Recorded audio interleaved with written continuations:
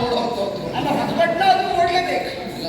ಹೊಸಬ ಅಂತಲ್ಲ, ಹೊಸಬಟ್ಟಾದ್ರೂ ಓಡ್ಬೇಕು. ಅಲ್ಲ ಪುಣ್ಯಾತ್ಮ, ನೀವು ನಿಂತು ಲೆಕ್ಕಾಚಾರ ಆಡ್ತಾ ಇದ್ದೀನಿ. ಅಲ್ಲ ನೀ ಮಾತ್ರ ಈಗ ನಿನ್ನ ಕುಟುಂಬದವ್ರು ಎಲ್ಲವೂ ಅಲ್ಲ ಭವಿಷ್ಯ ನೀನು ಆಚೆಗೆ ಮನೆಗೆ ಆಗಿದ್ದಾರೆ ಮತ್ತೆ ನೋಡಿದ್ರೆ ಯಾವುದೋ ಇದು ಹಳೆಯ ಪರಂಪರೆ.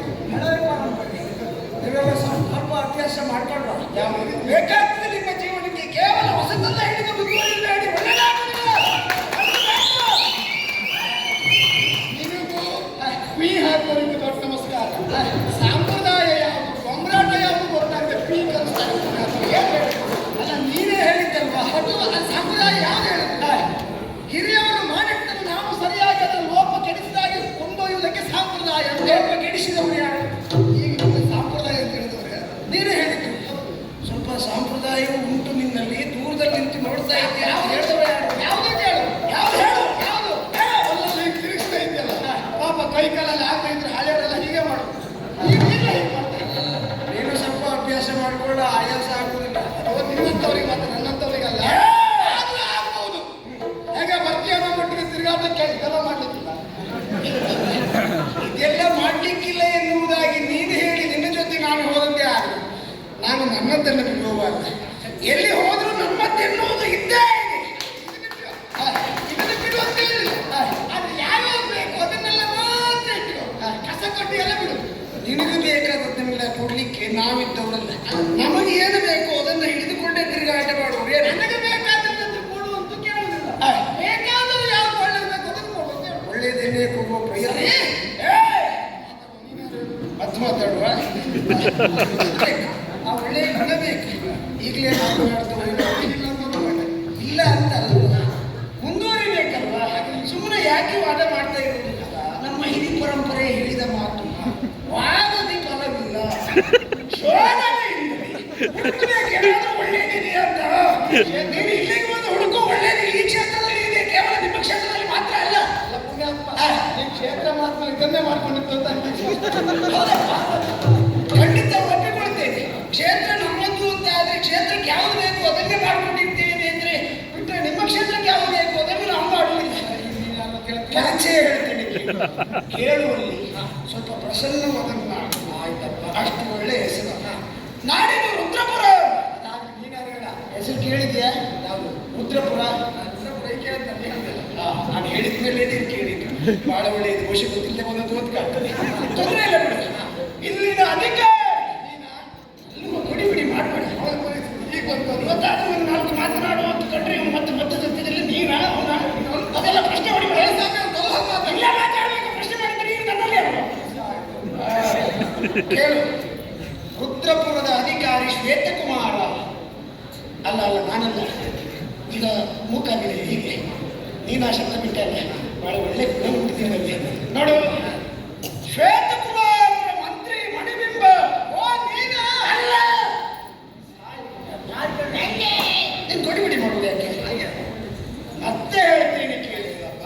ಮಂತ್ರಿ ಮಣಿಬಿಂಬನ ಕುಮಾರ ಸುಕುಮಾರ.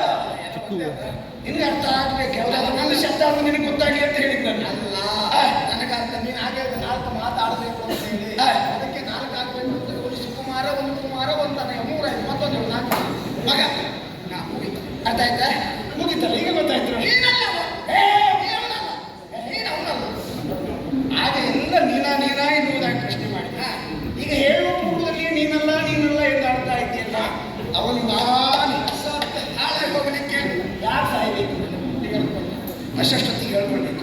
ನೋಡು, ಮಂತ್ರಿ ಮಣಿಬಿಂಬನ ಮಗ ಶಿತಕೇತ ಇಲ್ಲಿಗೆ ಬಂದಿದ್ದೇನೆ.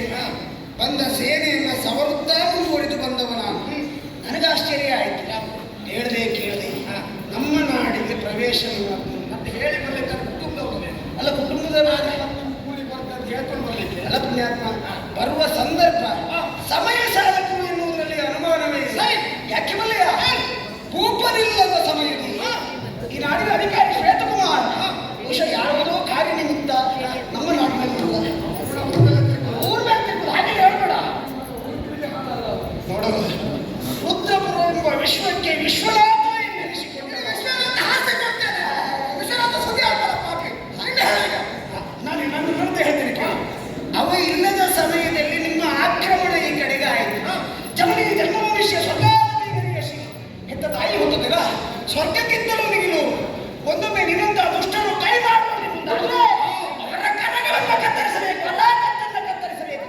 ಆ ಉದ್ದೇಶವನ್ನು ಹೊತ್ತು ನಾನು ಇಲ್ಲಿವರೆಗೆ ಮಾಡಬೇಕು.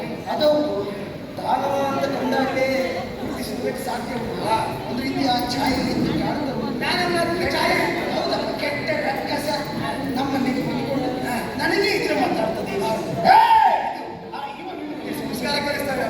ನಾನು ಹೇಳಲೇಬೇಕು ನಿನಗೆ, ಯಾಕೆಂದ್ರೆ ನಿನ್ನ ಆಕ್ರಮಣದ ಪರಿಕಣ್ಣು ಕಂಡು ಆ ರೀತಿ ಮಾತನಾಡಲೇಬೇಕು.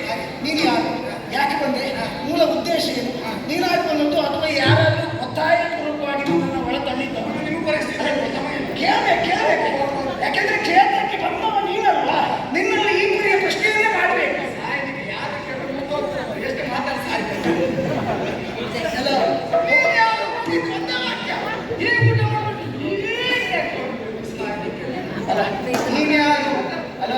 ನೀನ್ಯಾರು ಎನ್ನುವುದಾಗಿ ಅಷ್ಟಕ್ಕೆ ನಾನು ಪೂರ್ಣ ವಿರಾಮವನ್ನು ಕೊಟ್ಟರೆ ಆಚೆ ಬಂದ್ಮೇಲೆ ಹೇಳ್ತೀನಿ. ನೀನು ಹೇಳುವ ಏನೋ ಹೇಳುವುದಿಲ್ಲ, ಮಾತಾಡ್ಲಿಕ್ಕೆ ಬರುವುದಿಲ್ಲ. ಅಲ್ಲ, ನಿಮ್ಮಂತವರ ಬುದ್ಧಿಯನ್ನ ತಿಳಿದು ಅನುಭವ ಪಡೆದವನ ಆಚೆ ಬಂದ್ಮೇಲೆ ಇವನೇ ಹೇಳ್ತಾನೆ, ಅವನು ಮಾತಾಡ್ಲಿಕ್ಕೆ ಬರುವುದಿಲ್ಲ ಅವನಿಗೆ. ನೀನು ಯಾರು ಅಷ್ಟೇ ಹೇಳುವ, ಅವನು ಯಾರು ಹಾಗೆಲ್ಲ ಹೇಳ್ಬಾರ್ದಲ್ವಾ.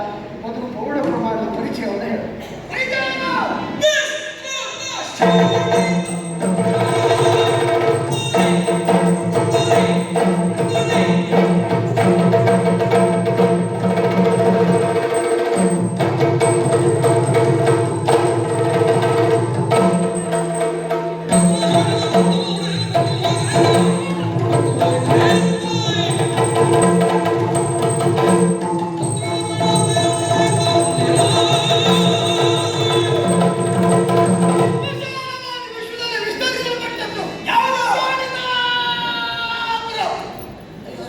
ಯಾಕೆ ಗೊಬ್ಬೆ ಹೊಡಿತೀನಿ? ಶೋಣಿತ ಎಷ್ಟು ಎಳಿಬೇಕಾಗ್ತದೆ? ಅಷ್ಟೇ ಆಳವಾಗುವ ಭಾಗಗಳಿವೆ. ಆಳ ಇದಕ್ಕೆಲ್ಲ ಎಳೆಯುವುದಿಲ್ಲ.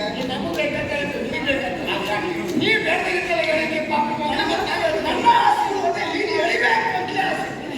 ಎಳೆಯುವುದನ್ನು ಮಾಡಬೇಕು. ನಿನ್ನನ್ನು ಎಳೆಯುತ್ತೇನೆ ಈಗ.